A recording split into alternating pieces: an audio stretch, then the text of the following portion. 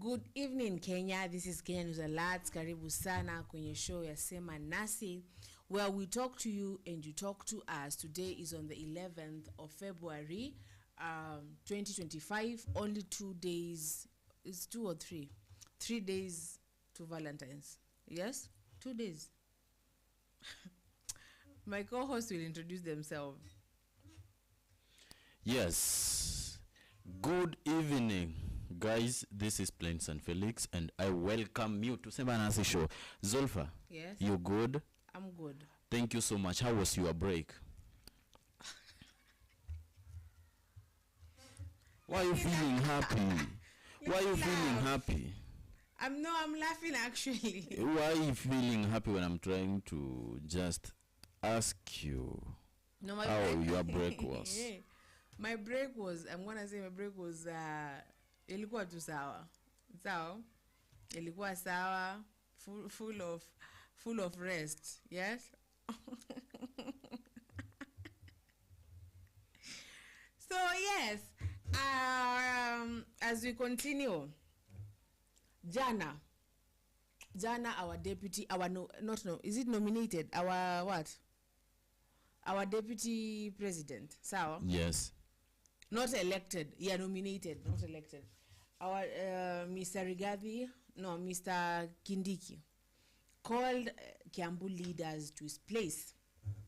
And the senator, Mr. Karungo, didn't go.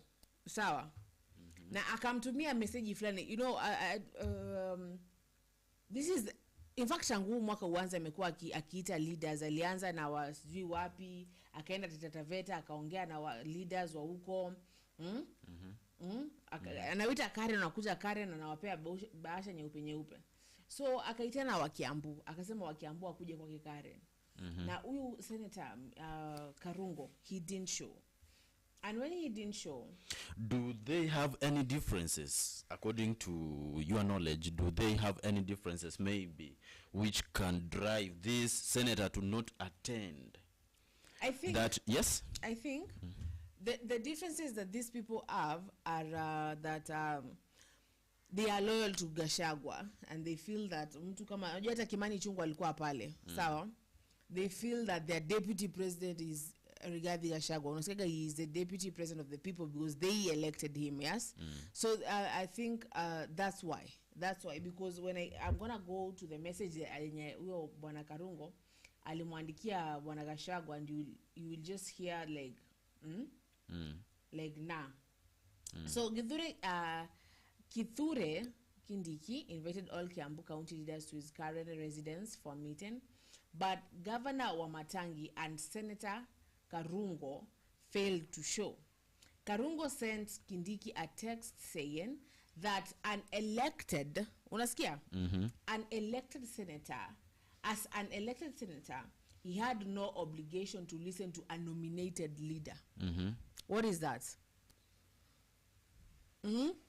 Like an elected senator had no business or obligation to listen to a nominated leader. So it's like bado kwa government, people feel, kuna wale wana feel that Gachagua is their deputy, and if he says this is what they're gonna follow. And sometimes I feel so sad for Mr. Kithure Kindiki. Like, imagine someone who you are saying boss kwa kama huyo senator is saying boss wake, si ndio? Alafu akuja mwambie eti you are nominated, and as an elected person I don't have to listen to you. If you were Kithure Kindiki, what would you do? How would you feel?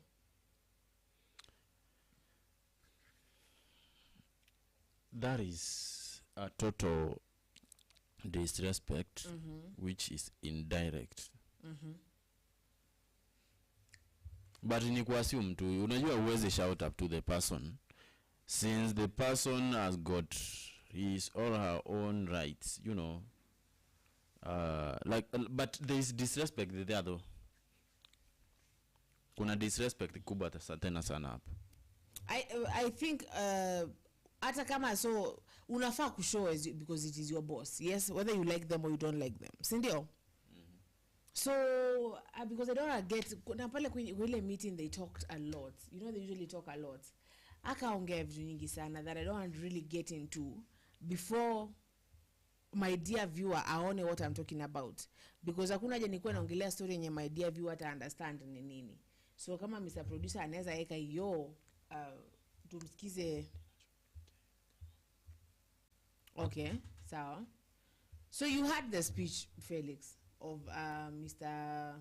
Kindiki as we wait for the producer to finish whatever they are doing. So you had the speech of Mr. Kindiki akisema ya kwamba there are people who are poisoning Kenyans and telling them that things are not getting done, but actually we should be patient and things will be done. Kuna miaka miwili ambayo imebaki, almost huu ni mwaka wa 3. Kuna miaka ambayo imebaki. What is your take on that, of telling Kenyans to be patient and wait for things to happen?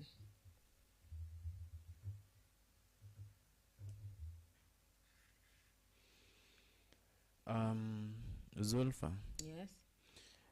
Unajua kila mtu huwa anajaribu kuapply his leadership qualities in order to bring people together, you know, and to convince people.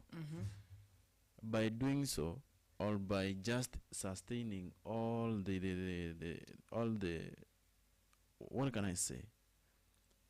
Sustaining all those issues,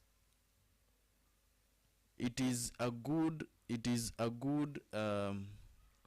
what can I say? It is a good improvisation that cannot bring upon tension in the country. Unaelewa? And truly vile ali suggest na kuwaomba wa Kenya maybe wakuwe so patient. I think that will be the same way anafaa if possible kufanya I don't know what I can say, but alifanya vizuri. Unaona kitu ya kwanza alifanya vizuri, na if possible even the Kenyans themselves they really need to just take time to listen to them. Hata kama maybe they do interpret them the way they are interpreting them. Yes. So they should be patient with the government. Ifanye mambo. Na hao ambao wanaipoison waache kuipoison. But why do you think the Kenyans are restless though? Because Kenya are restless.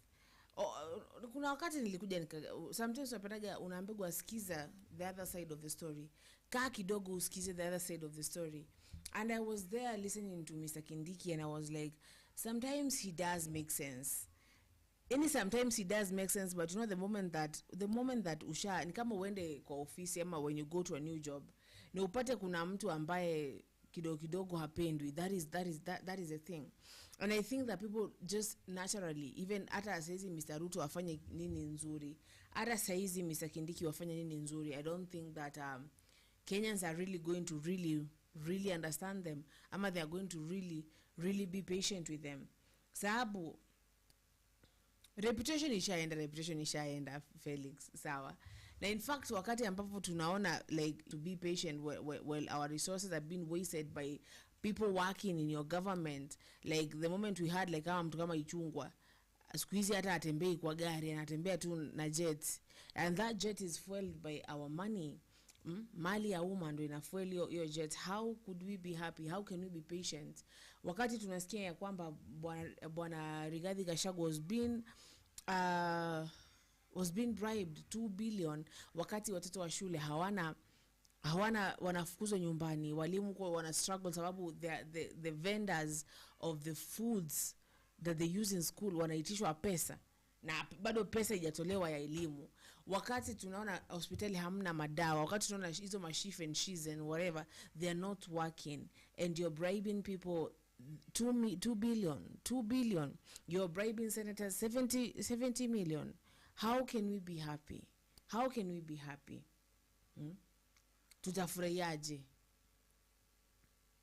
Hilo ndo swali. Na tutakuwa aje patient? Because that is money being wasted. That is our hard earned money being wasted. Wakati mshaanza kupiga kampeni na hata tuko venye mnasema why, basi if you know it is 2 years to why you still like mbona mnapiga campaign kama nataka at the same time tukue patient mpaka ati your regime iishe. You're there standing on those cars, fueling those cars with our money, and you tell us to be patient. Wakati kuzindua miradi ambayo hatuoni, barabara zinazinduliwa ambazo hatuoni. Pale kwenye ile video wakati tuaikewa wamediscuss hiyo story ya barabara za Maumau ambazo zilikuwa actually I had that was one of the reasons of why Mr. Gachagua was being impeached.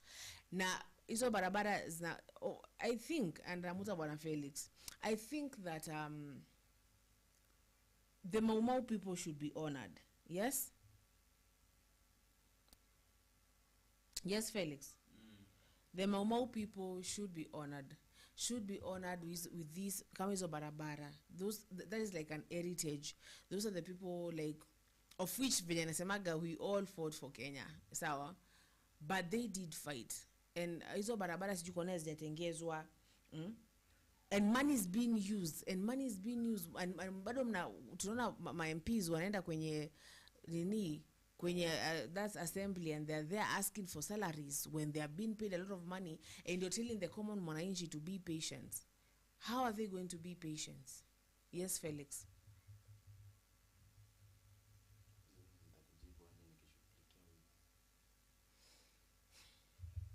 So I'm going to read some points here as we wait for the video and we wait for Felix to do whatever he is doing, because people are like, anasema aje tukue patient. Anasema aje tukue patient wakati tunaona our resources, our own money, life yetu iko vibaya, kila kitu iko vibaya. I don't know if I read this one in the first place, but I am gonna read it. There's this like governor. This is governor. I didn't know if she was impeached. I know Kawira of Meru.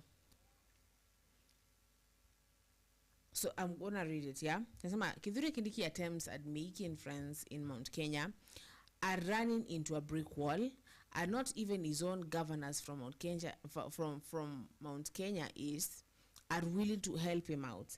Last week he requested Governor Kawira Mwangaza to organize a church service for him in Meru County, but Kawira wasn't having it. She asked him straight if he had finished pushing her impeachment before asking her to push him up the mountain. Kuna wakati ambapo I don't know ni mwaka mgani, I don't know it's 2023 or 2024, where she was being pushed to be impeached. Apparently her MCS were saying, and her deputy, she doesn't do the work. I don't get it. Na kama kuna mtu ambaye ametoka Meru aniambie, because kuna hii kitu inataka okorea kana kama Meru, and that thing, when you look at Baite and all those channels, she's there working, she's there going to places and helping young people and helping wakongwe wanini wa Meru. She's there giving out mattresses, she's there giving out car wash machines, she's there giving out motorcycles. But apparently the deputy and some MCAs from Meru felt that she wasn't she was biased. It apparently alikuwa anachukua hizo vitu anapeleka kwao, anapeleka kwa watu wa kwao, of which I don't get. If there's kama kuna mtu wa Meru atuambie. Now she was being impeached.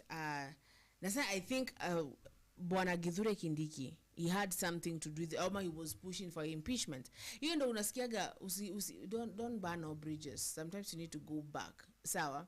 So kama Mr. Kithure Kindiki was pushing for the impeachment of Kawira, and he didn't know that one day he's going to need the help of Kawira. Na sasa hii anapigia Kawira simu ama anataka amsaidie huko Meru, because you know right now at Mount Kenya people take Kithure Kindiki as the enemy. So even you had at the morning about some of the declarations is that anyone who allies with Ruto is the enemy of Mount Kenya. And Bwana Kithure Kindiki amekuwa kama enemy uko Meru. So yes, I'm gonna have to take a call. Felix, endelea.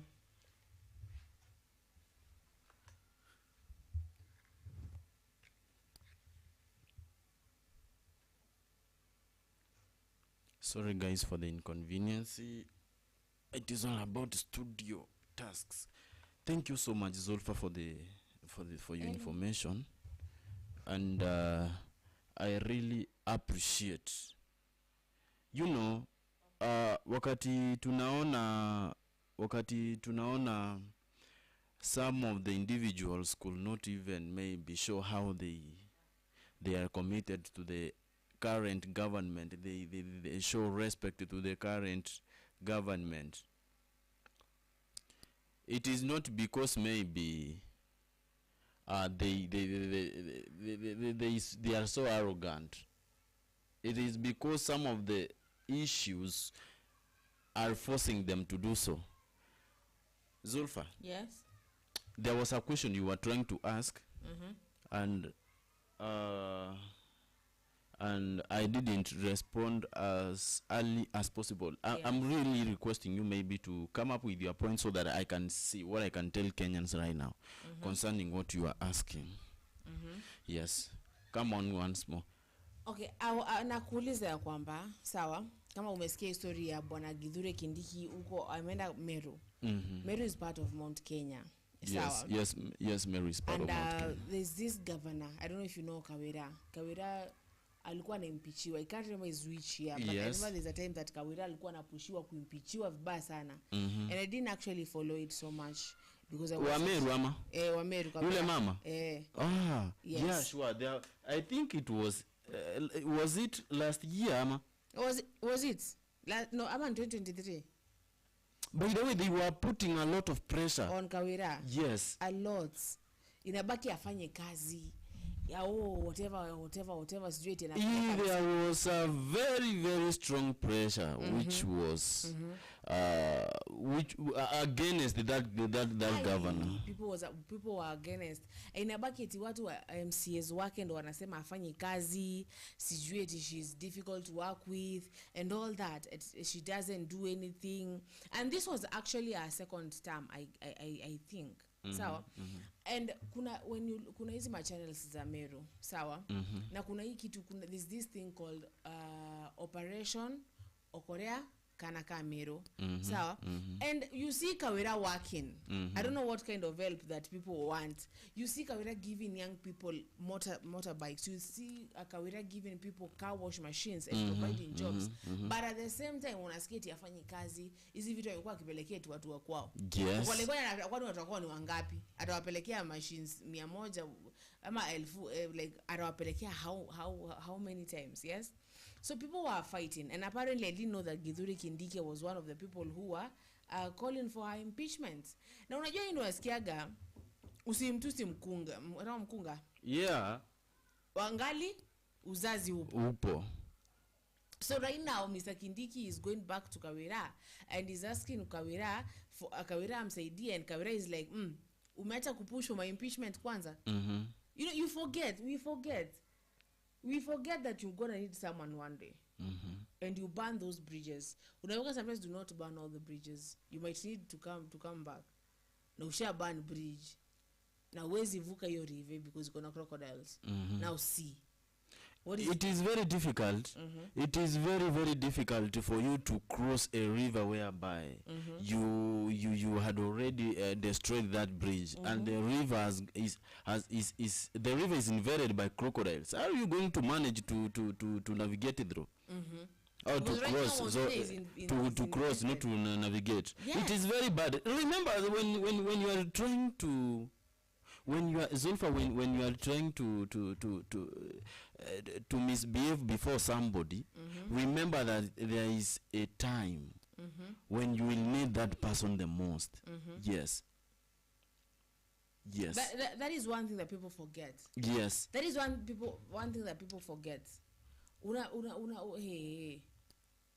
You never know. That's what you're told. Everyone that you meet in your life has a purpose. Usiwachukulie hivyo.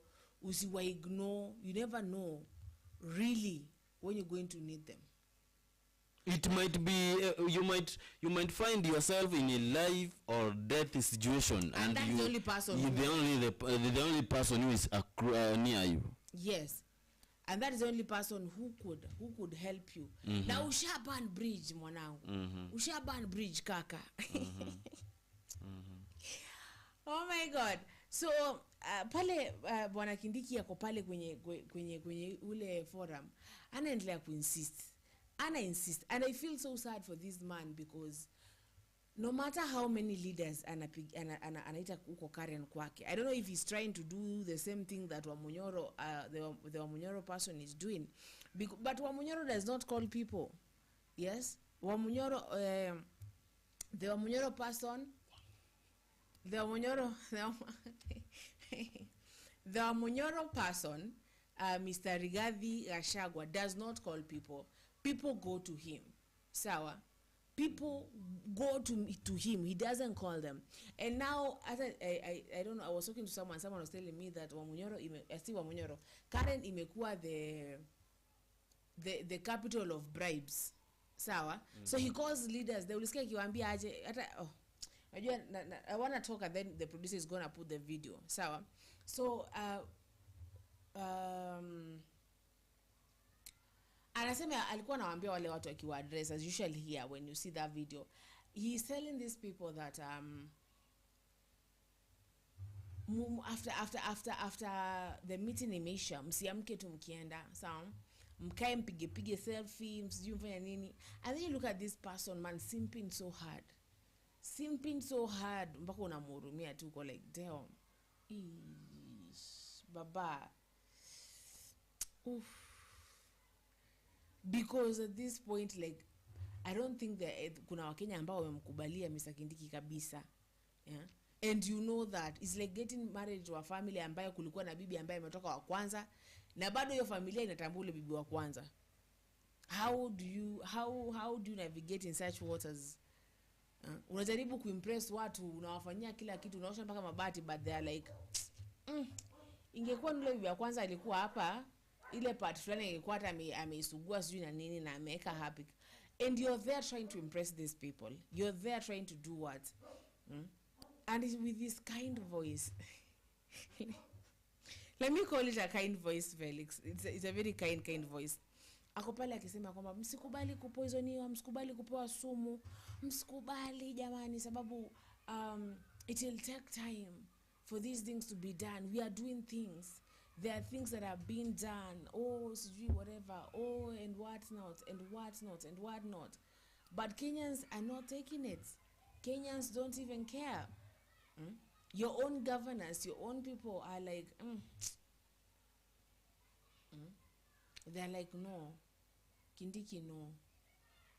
Oh, tupe kitu tunatupea sisi tuende home. Bwana Mr. Senator Karungo na governor wa Matangi, they didn't show up, and they are Kiambu leaders, and they did not show up to that. And then hapo unapata ameambiwa ya kwamba na huyo Mr. Karungo that I am an elected, apparently, and I am an elected leader, and you are so I do not have any obligations to listen to a nominated leader. Na hapo kidogo hapo nilikuwa na swali linatoka kwa bwana Felix, like, that isn't that like kind of disrespect to your boss? Because at the end of the day, this is your boss. At the end of the day, hata kama boss wako ule ulikuwa unampenda ameenda na mwingine ameletwa, you need to learn to respect the other one that has come. So like you directly refusing and saying that you were elected and he was not elected, inakuwa tricky. To be honest, inakuwa tricky kabisa, because that is directly disrespect to your boss. And I'm not against any, because people are just tired, okay, of the promises, of the empty promises of, oh, we're gonna do this, oh, please be patient with the government. It has been already 2 years of promises, 2 years of kubonga, 2 years of you people just bribing and doing whatever you're doing. So people are really, really upset with that.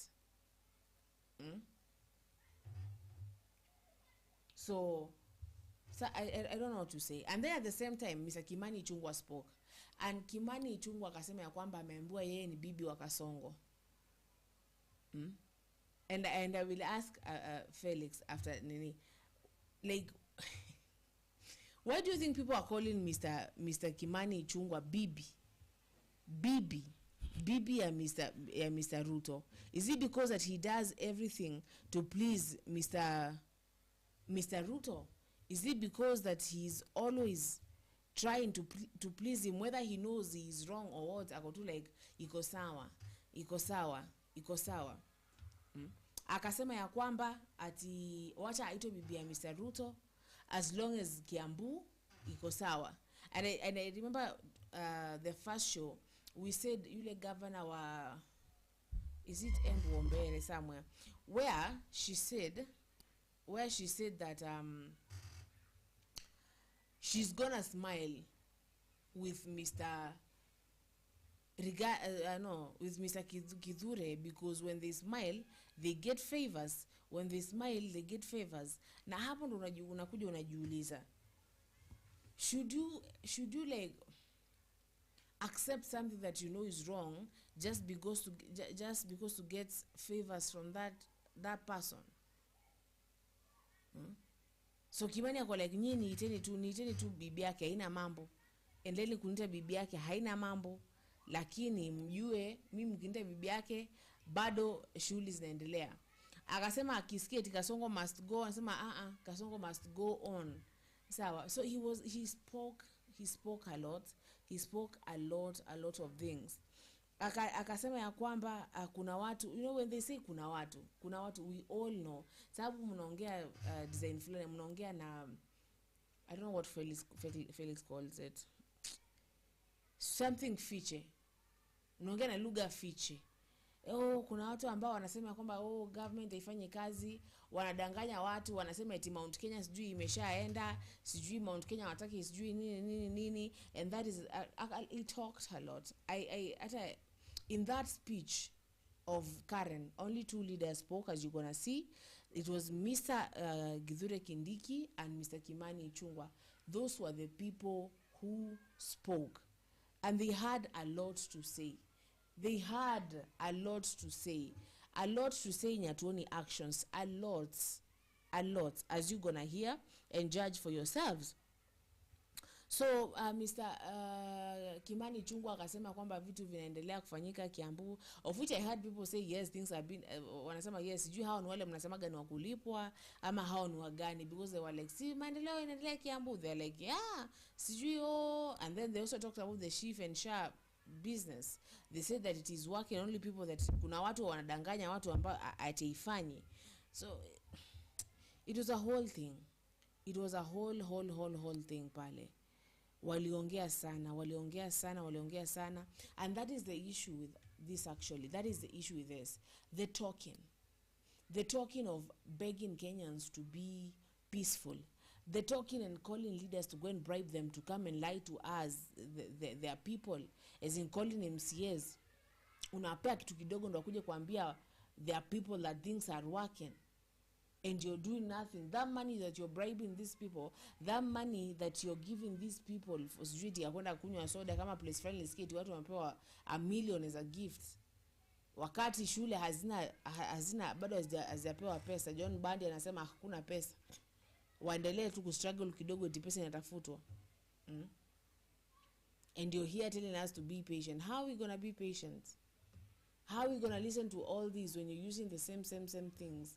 Instead hii time unaita watu wakuje kwako Karen, huu wakati unaita watu wakuje kwako Karen, you could be out there actually working, doing things, making change, instead of calling people to your place to come and drink tea and mandazi.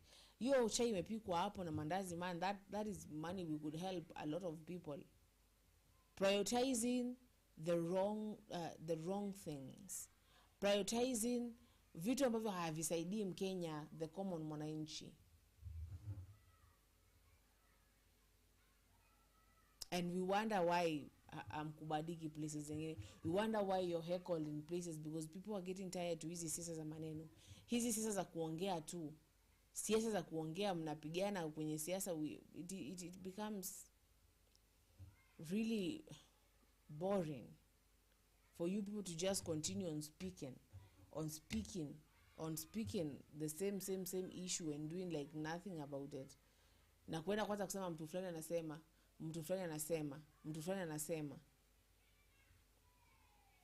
I mean, if that person isn't talking the truth, mbona wasumbua sana? You could just let this person speak, because I'm always like, what are bonge as long as I know it is not true. Unapata for like 1 hour mtu kwanza one thing that was said by another person. That person is not even in government. I remember that person said that Rigathi is not a road in Webuyo or a road in Karen or a road in place Flani. He is not. Rigathi Gachagua is a one individual out of the government. Kwanza sahi is not in the government. So why would you spend like 1 hour trying to correct something he said? Why does it matter? Why don't you show us with action ukwe like sema huko Kirinyaga hakuna barabara ya Kirinyaga ni hii. Si walisema ati huku shule hazijapewa pesa, basi shule pesa ndo hizi zimepewa. Show with action.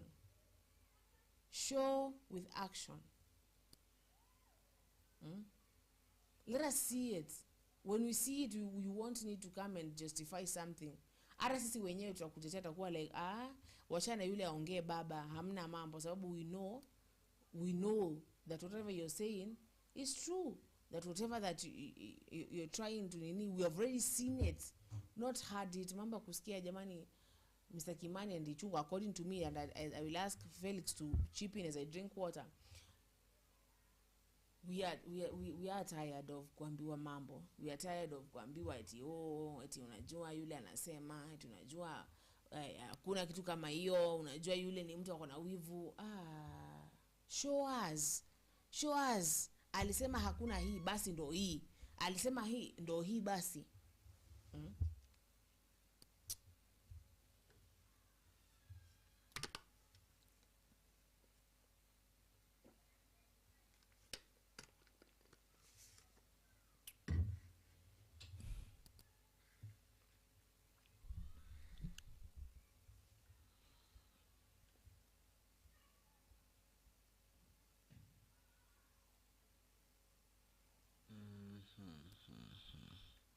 Zolfa. Umeongea tumekusikiza. And truly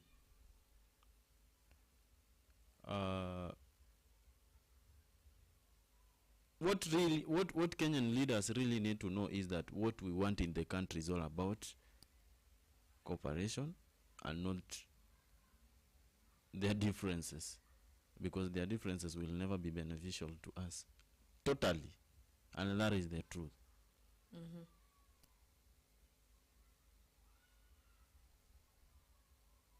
You know, that is what we really need to know.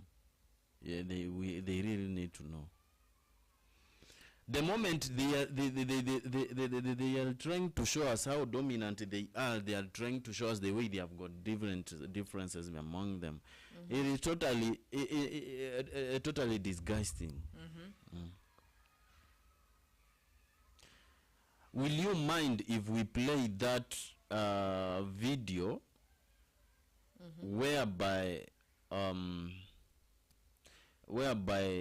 the deputy president invited leaders from where? Nyeri?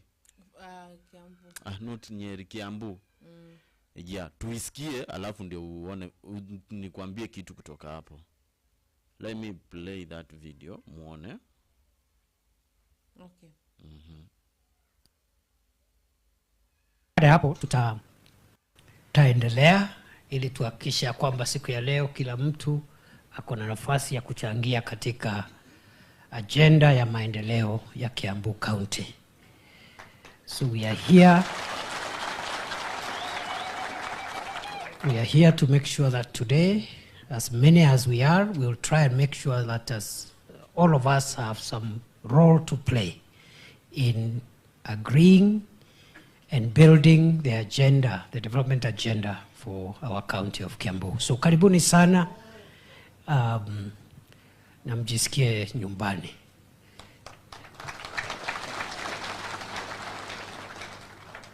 Wakati tutamaliza mkutano, msiwe na haraka kuondoka, mkaekae hapa, mchukue selfie, mkaekae area. Kwa sababu leo ni siku ya Kiambu. Leo kana teuo. Umuthi ni muthenya wa ni muthenya wao wa Kiambu. Niseme ya kwamba mkutano huu tumeitana leo kwa sababu kulingana na manifesto ya chama chetu, chama cha UDA na serikali ambayo sasa inaongoza, manifesto yetu inasema ya kwamba ni lazima tuwe tunazingatia utimizaji wa ahadi ambazo tulitoa wakati tulikuwa tunaomba kura. Wakati rais alikuwa anaomba kura, wengi wenu tulikuwa pamoja.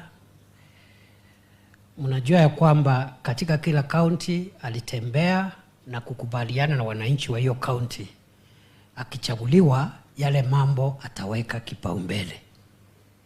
Kweli si kweli? Na kwa ile county economic forums, hapo wananchi na washikadau wakatoa maoni, wakasema rais akichaguliwa, kama ni Kiambu, kuna mambo ya kilimo, mambo ya chai, mambo ya kahawa, mambo ya barabara, mambo ya biashara na mambo mengi ambayo muliambia rais akichaguliwa afanyie watu ya Kiambu. Baada ya hiyo County Economic Forum, hayo matakwa yote yakawekwa katika kitabu ambayo ilikuwa inaitwa County Economic Charter, ambayo ni mkataba kati ya wananchi na rais siku hiyo akiwa anatafuta kiti. Ikasemekana pale kwa manifesto ya kwamba ili kuhakikisha ya kwamba rais akichaguliwa atafuatilia yale mambo, ikaandikwa pale kwa manifesto ya kwamba kila mwaka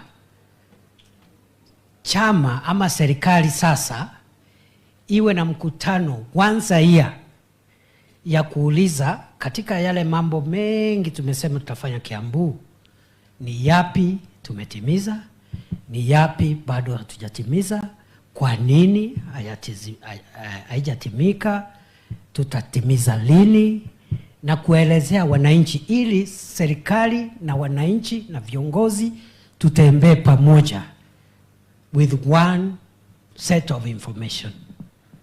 Na ikasemekana ya kwamba kila mwaka kaunti zote 47 za Kenya kutakuwa na kikao ya kutathmini hatua ambazo zimepigwa za kimaendeleo za kusaidia ile kaunti kulingana na ile County Economic Charter ambayo ilikuwa imeandikwa.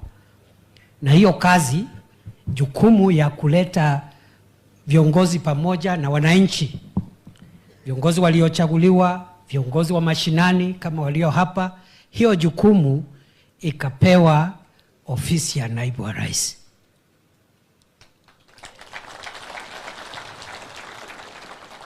Kwa hivyo, unfortunately for the last 2 years hatujafanya hivyo, but they normally say, wazungu wanasema better late than. Na ndio umeona saa zingine wananchi wengi wamekuwa na maswali kwa sababu hawana habari serikali imefika wapi katika yale mambo ilisema itafanya. Ni kwa sababu hatujafanya katika miaka miwili imepita mkutano wa kutathmini county baada ya county yale mambo ambayo tumefanya, yale hatujafanya, na kuwaeleza wananchi mipango iliyoko ya kutimiza ahadi zote. Kwa sababu zile ahadi zote zilitolewa, hakuna ahadi ilitolewa bila dhamira ya kutimiza. Ya pili ni kwamba kutimiza zile ahadi ni katika muda wa miaka 5. Sio katika muda wa wiki moja, sio mwezi moja, sio mwaka mmoja, sio miaka 2. The implementation of the Kenya Kwanza and UDA manifesto is a 5-year project. But as part of good practice, of good project management, every year we take stock. What have we done? What has not been done? What has already been done?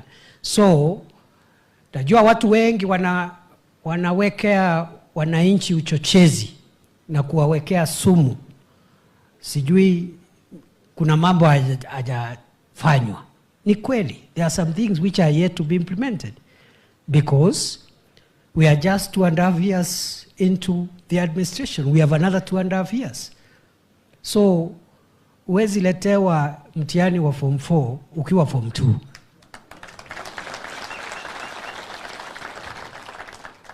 Ile mitihani inakuja hapo katikati, ingine inaitwa CAT, ingine inaitwa mock, ingine inaitwa mitihani kidogo kidogo, lakini mtihani wa form 4 unafanywa siku ya mwisho. So this meeting therefore is to try and we get together, and we've done this. I think this is the 7th or 8th county now. We have had a meeting with Taita Taveta, with Kajiado, Tharaka Nithi, Embu, Isiolo, Samburu, and we'll continue for all the counties of Kenya, because this is part of the work of the Deputy President according to her manifesto. So, nimesikia kuna wengine wananifundisha kazi yangu huko nje. Sasa, mimi, the way I understand my work, this is one of my job descriptions. Unajua watu wanaelewa mambo tofauti.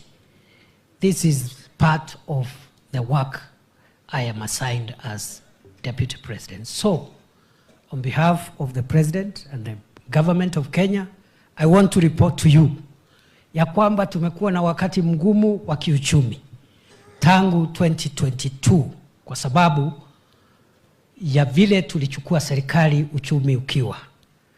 Na watu wengi wakati wanasikia tukisema uchumi ulikuwa mgumu, wanafikiri tunajaribu kuhujumu aliyekuwa Rais Uhuru Kenyatta.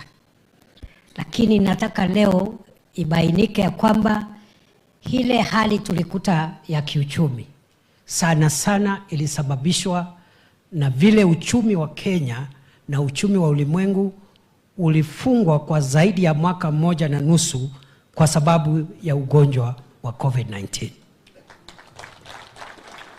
Si mnajua uchumi ulifungwa completely across the country for more than a year. Hatukuwa tunafanya biashara, biashara zote zikafungwa, hakuna mtu kwenda kazini. You can imagine a shutdown of the economy for a year.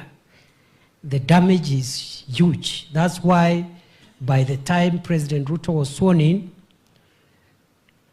everything was going haywire. The price of food was skyrocketing, increasing by the day. The price of fuel was skyrocketing.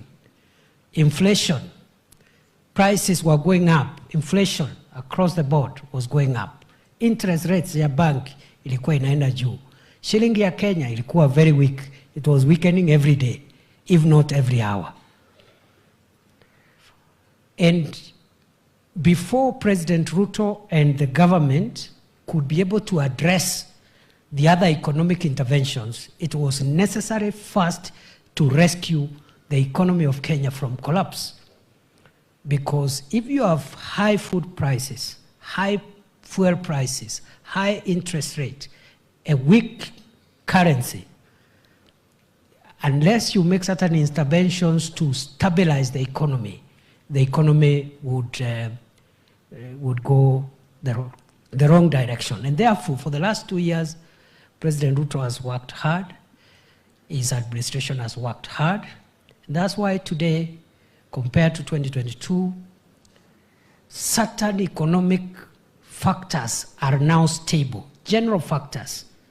And I want to put it clearly. Nataka nieleze ya kwamba mambo ambayo serikali imefanya katika miaka miwili imepita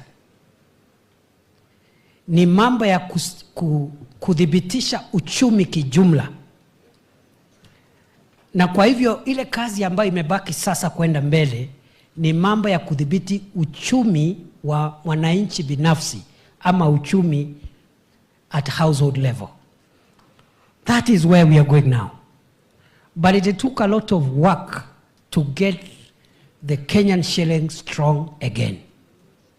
It took a lot of work to get inflation under control. From 9.6% every month to now 3%, 2.7, 2.9. The dollar, which was going for 165 to the shilling, 167, now is stable, 127, 128, 130, for more than a year. The central bank lending rates, which was as high as 15.8% last year, for the 1 year, it is going down. And just yesterday, it went down again from 11.25 to 10.85. So we are witnessing stability, what we call macroeconomic stability. Food prices, unga was 240, 250 for 2 kilogram packet of unga. Now it is 100, 110, 120 for a long time now. Fuel was at 217 per liter. Now it's about 165, 167 again, and it's likely to go down the more. Saa hii ni 164, and it's likely to go down again. Hii mambo yote imetendeka kwa sababu pesa ile nyingi ya serikali iliwekwa katika kudhibitisha uchumi, macroeconomic stability, because without that hii mambo ingine tungetaka ifanywe haingefanyika. Nipeane tu mfano mmoja. Unajua Kenya haikuwa na chakula ya kutosha, mahindi ile tulikuwa tunalima haikuwa inatosha, so tulikuwa tunaleta mahindi kutoka ng'ambo. Na ndio umeona bei ya unga ilikuwa juu, kwa sababu mahindi inatoka Brazil, inatoka Zambia. So ndio ifike isiagwe nini mahindi, bei ya unga inakuwa juu. Rais aliwekeza pesa nyingi, sio kupatia millers kama zamani we used to subsidize millers. Wale wanasiaga wanapewa pesa ndio wapunguze bei, bila kujali ya kwamba mwenye kusiaga sio atateremsha bei. Kuteremsha bei lazima usaidie mkulima, tuwe na mahindi ya kutosha hapa nchini, bei ya unga itateremsha. Ndio umeona rais, hiyo pesa ilikuwa inaenda kwa subsidies ya consumption, ikawekwa kwa subsidies ya production. Bei ya mbolea ikashuka from 7,000 to 2,500. Wakulima wengi waka afford mbolea. Mungu naye akatupatia baraka ya mvua, bei ya unga ikashuka. Wale watu walikuwa wanavaa sufuria Nairobi wakisema bei ya unga, these days hawaongei na hawasemi ya kwamba unga ilishuka. So that is the work the president and the government has been doing for 2 years. Sasa ile kazi ambayo imebaki ni kazi sasa ya kuweka mikakati ya kuleta pesa kwa mfuko wa mwananchi.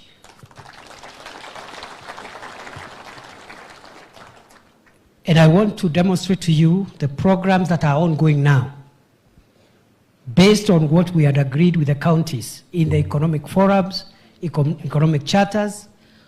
What is government doing as we speak to increase money in the pockets of the Kenyan citizen and create incomes at household level? Jambo la kwanza, hata kama tumesema ya kwamba uchumi uko dhabiti, we are keeping an eye at all the factors that influence macroeconomic stability. Because if interest rates starts going up again, if the shilling starts weakening again, if the price of unga and foodstuffs start going up again, if the price of essential commodities start going up again, we will go back to square one. So the National Treasury and the team, the economic sector of government, is under strict instructions to make sure that all the interventions necessary are made to make sure that we don't reverse the economic indicators of macroeconomic stability. That is the first issue. Ndio bei zisianze kurudi tena kushoot through the roof. Jambo la pili, serikali sasa inatumia pesa ya umma ama kodi kuwekeza katika sekta ambazo watu wengi wa taifa la Kenya wanatoa riziki yao ya kila siku. We are concentrating in funding sectors of the economy where the majority of the people of Kenya derive their daily bread from. These are sectors in agriculture, livestock, including dairy, fisheries for the coastal and western counties, and mining for some of the places with minerals. Those sectors is where we are concentrating in putting money. That's why you've seen we have produced more tea last year than before. The figures speak for themselves. 2022, total earnings from the tea sector, 161 billion. 2023, 181. 2024, 210. Okay? Sio muujiza, interventions to promote earnings, subsidized fertilizer, changing the governance and the legislation around tea to ensure that cartels and other people don't come in between the farmer and their earnings. The same for coffee. Coffee, 2022 season, 2022-2023 season, was selling at $188 per 50 kilogram bag. That is in 2022-2023 season. 2023-2024, it rose to $225 per 50 kilogram bag. 2024-2025, this season, the selling rate now is about $319 per 50 kilogram bag. Coffee in 2022 was earning the farmer an average of 60 shillings per kilogram of cherry. In 2023, it rose from 60 shillings to an average of 71. In 2024, it rose from 71 to 100 shillings or thereabout. Inapanda ama inashuka? Si mkulima anapata pesa zaidi? So those interventions are all over. I just picked tea and coffee. I can talk about very many other value chains in agriculture, including sugar. As you're aware, this year, Kenya will not import a single bag of sugar. As you're aware, this year, for the first time in many years, Kenya will not import a single bag of maize. So we are working on other value chains that bring money to the pockets of ordinary people across the country. Dairy. I'll just give an example of dairy. 2022-2023, the production, the value of our dairy exports in this region was $4.9 billion. I mean shillings, sorry. 4.9 billion shillings. It rose in the period 2023-24 from 4.9 to 7 billion shillings. I can go on and on and on and on. And therefore, we are making interventions to make dairy more profitable, to make tea farming more profitable, coffee farming more profitable. And the figures for the last 2 years speak for themselves. We are not there yet because we have also to tackle rice, potatoes, wheat, avocado, macadamia, all the nuts. So there is still a lot of work. In fact, on Wednesday, I have called for a technical briefing from all the government agencies involved on these other value chains I have mentioned. From wheat to cotton to rice and all those and avocados, so that we empower farmers, livestock keepers, dairy farmers, we empower them so that they have more returns. When President Ruto took over, the average price of 1 liter of milk was 37 shillings.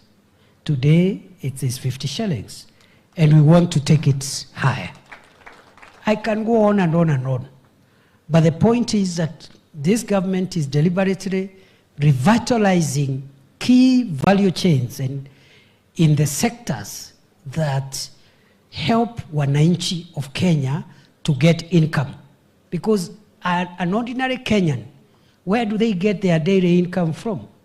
Those who are not employed. They get their income from farming, agriculture, from livestock, whether dairy or beef keeping. They get it from fishing for coastal communities and the communities in Western, or from mining. The majority of the people, about 80%. So that's what we are doing. The third thing that we are doing, because I've talked about macroeconomic stability and revival of the value chains in agriculture, livestock, mining, and fisheries, the third thing we are doing is to provide infrastructure that supports production in those sectors. Because those sectors, if you want tea farmers, coffee farmers, rice farmers, dairy farmers, livestock, beef farmers, if you want them to get more returns, you must provide them with the support infrastructure that helps them produce more and therefore get more. What is the support infrastructure? Roads, isn't it?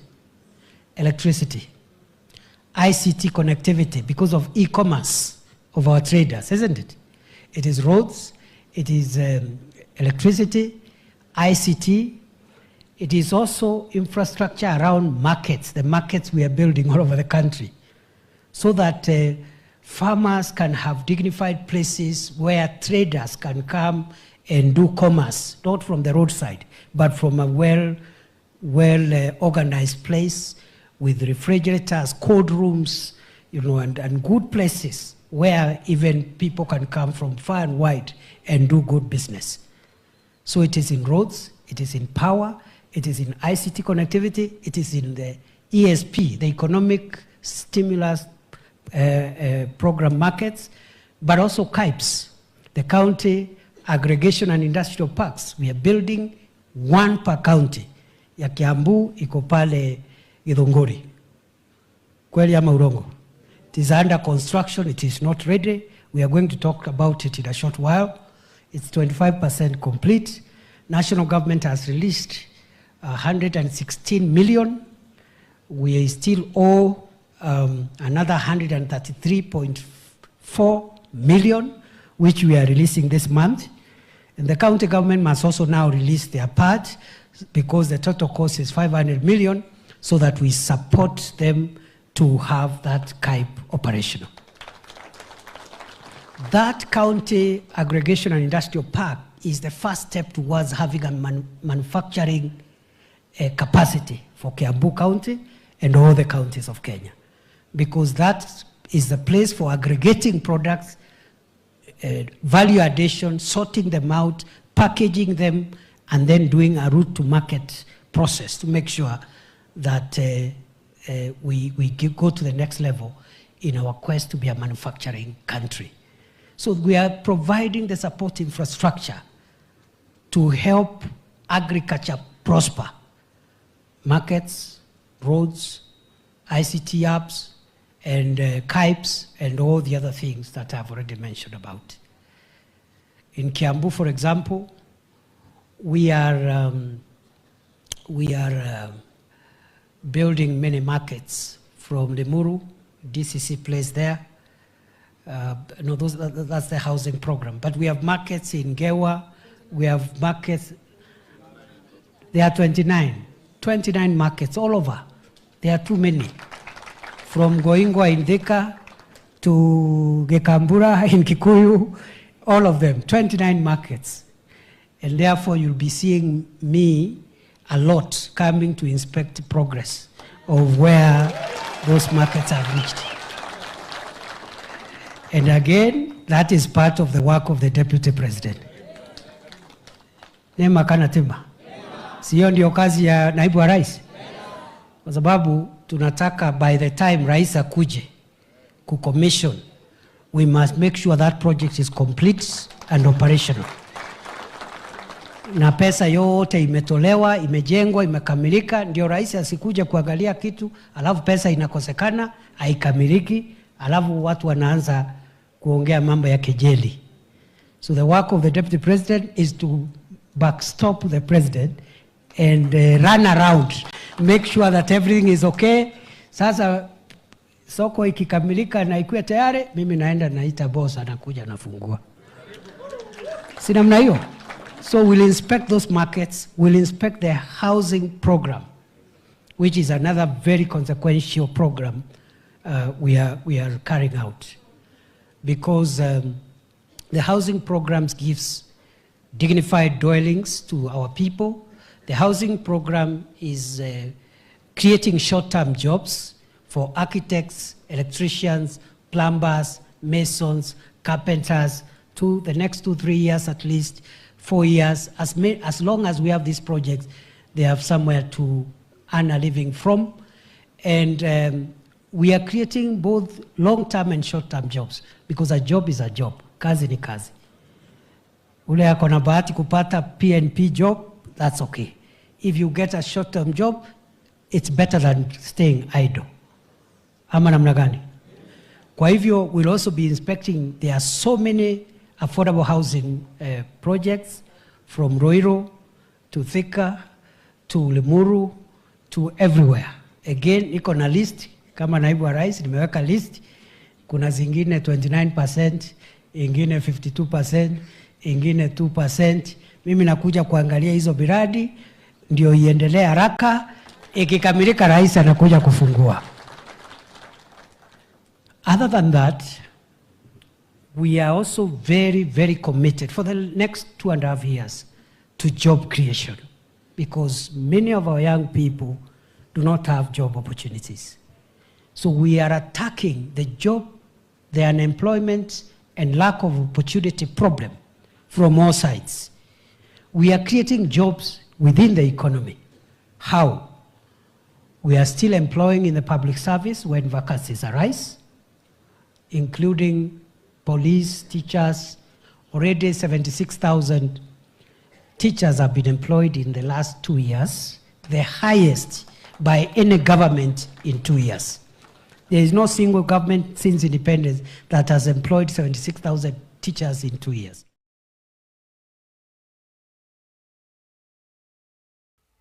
Okay, so tumeweza kumsikiza bwana rais. Hiyo ndio ujumbe alikuwa nao hapo jana. Na kitu yenye nimeona ameaddress hapo sana ni employment opportunities. Na amezingatia by the way. Kasikia amesema kwamba tununue sukari huu mwaka. Ati atununue sukari? Atu import. Kidogo nidhani tunataka kuniambia eti sasa ni hakuna Mkenya anaenda kununua sukari. No. Kidogo unajua nitoke nje ya studio nianze kuruka. Anyway, unajua like wakati wanasema like we are not going to import sugar, then it means that even the price of sugar is not going to be high. Yes. Yes. Ameongelea kitu wa kadha. Ameongelea kitu wa kadha pale, sawa. But the question is,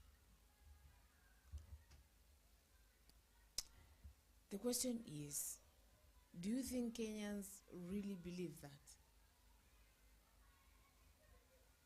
Believe Hizo vitu wamesema hapo zote wanafanya it for us.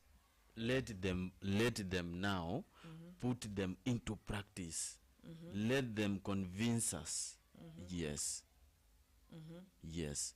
Let them convince us and with tangible or good evidence that can maybe give us information that we are not going to expect promises only. Yes. We are going to expect promises plus what? They have already, by the way, given us the promise, okay? So we are not going to expect excuses, by the way, not promises. Yes. Wacha wajaribu wakam up na hiyo issue ikam true. Story ya kupromisiwa vitu zenye tuelewe sisi hatutaki. Story ya jaba. Yes. Tuachane nayo, sio? Tuachane kabisa na story ya jaba. So hivi vitu ambavyo wanasema, have we really fact check them? Yeah, of which story ya mahindi nilisikiaga, story ya shilingi nimesikia. That one yeah, kidogo imekuwa imara. Sawa. Story ya mahindi kuna wakati nilikuwa soma Taifa Leo, I'm gonna say last year, wakasema kwamba magunia zilikuwa, wakati unga ilikuwa ni 250 shillings, magunia zilikuwa zui whatever. Sawa. Ilikuwa ni how much? Sijui 40 million gunias. Na tangu akuje akapeana mbolea zimefika 60 something. Sawa. Sasa tutajuaje wewe sisi wengine wenye hatujaona hiyo kitu kani ukweli?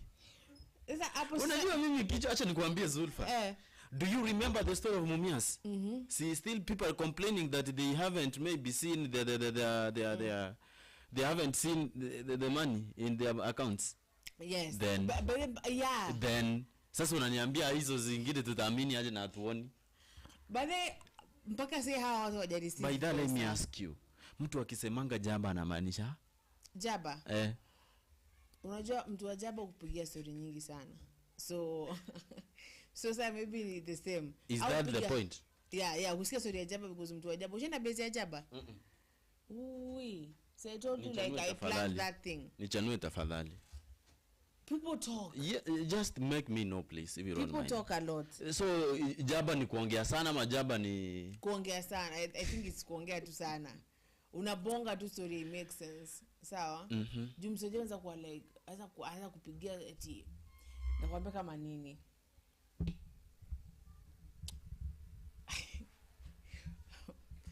I'm thinking about it as just kwa many, but they talk a lot. They talk a lot of things that sometimes even do not make sense. Sawa?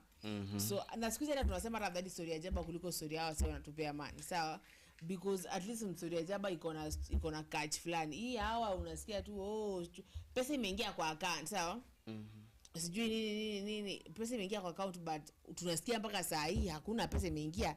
And remember that person stood akasema ya kwamba muangalie kwa account zenu saa hii mtapata, kuna mwenye pata nusu milioni. Yeye anasema kupimia walai. What? Ati kuna mwenye pata nusu milioni, muangalie saa hii zimewekwa. Na mpaka saa you know, sometimes I do question myself. Why do you think tunaonekananga kama mafala hivi? Walai. He said, I remember that live was streaming from Haven. Lewi was here. So I was like, wow, that is really good. Kama Amanda. So kama for real anapea watu do, like yes. Unakuja kusikia 2 months later hamna pesa imeingia hiyo mtaa. Hana alikuwa like hapo akiwa like nimekuja na mimi nakujaga na vitu nimesema.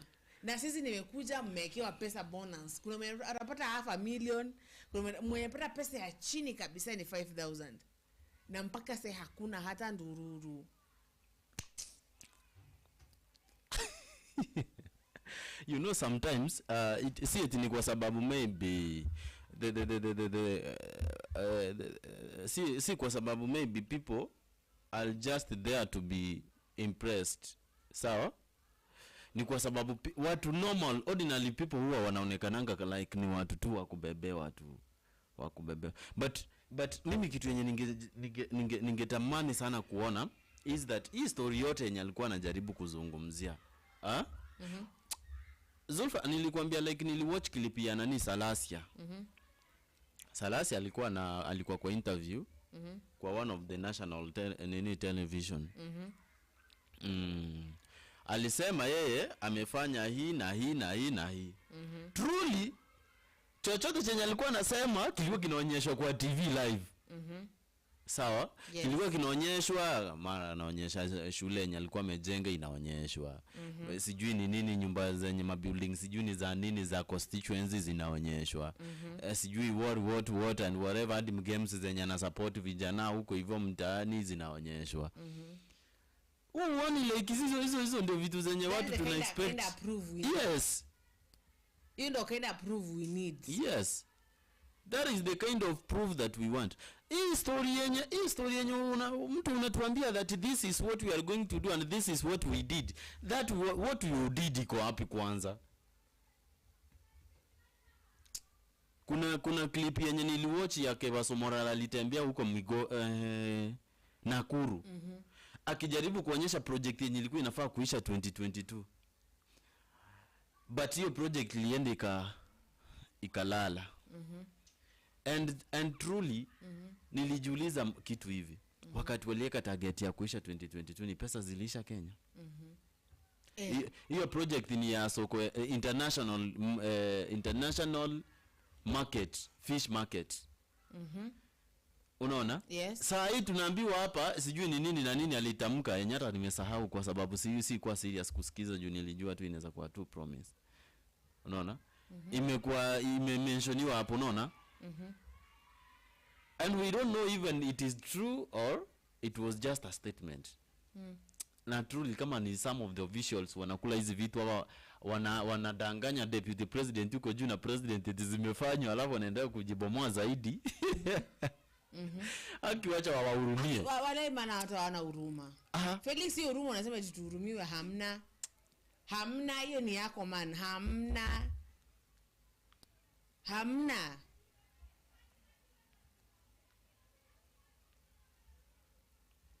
Unajua ndio maana ninasema aje? Yes. Kama truly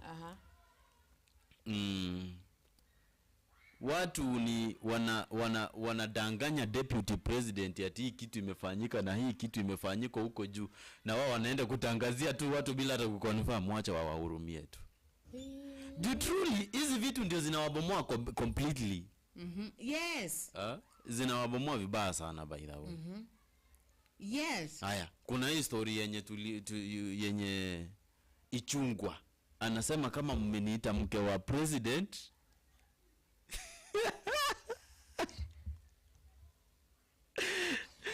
Zulfa, Ichungwa anasema kama mmeniita mke wa president niko proud to be.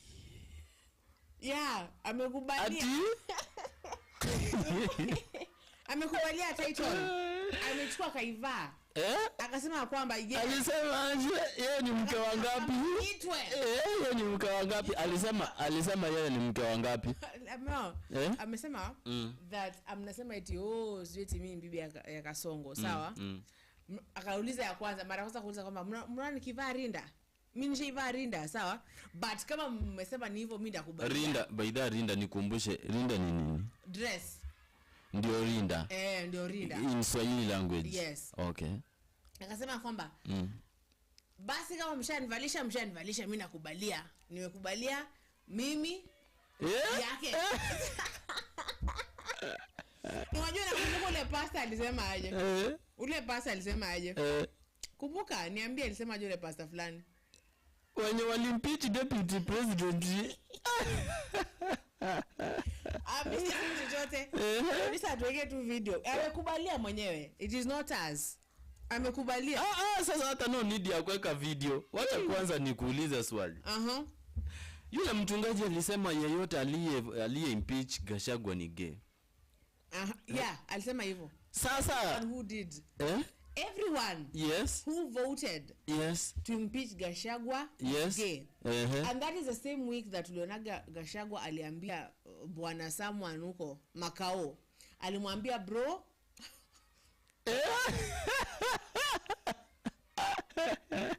Do you remember that statement? You are a fool yes. and a gay. Bro, you are a buffoon. I'll never forget that. Alimpajika majina mangapi? We a fool. Yes. A gay. Alafu akamalizia buffoon. That's what a bro. Bro, you are a buffoon. So it's a whole thing, man. It's a whole thing. Yes. Because it's like Why do you think watu wanasema eti Ichungwa ni mke wa Kasongo? Mbona hata hawakusema wa Ruto basi? Sababu the way kama sasa ameenda kuuza sera ambazo anajua hazijafanyika. You know, that's how a wife supports her husband. You will know that this thing is your husband has done. But yes. You'll be like Z.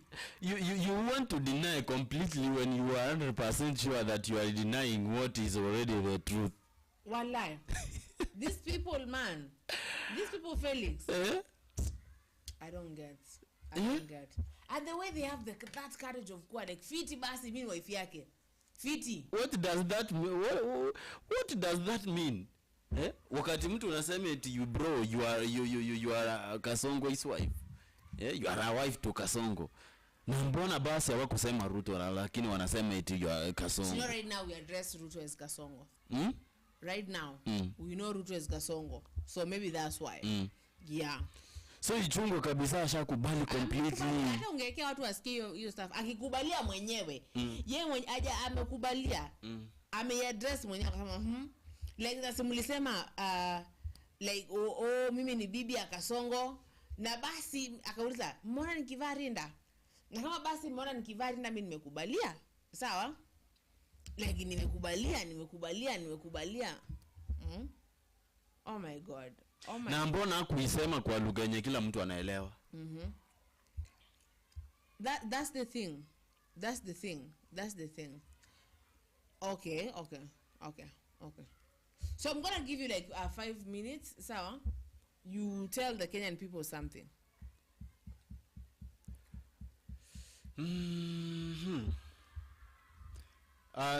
In fact, I really appreciate you guys for joining us. And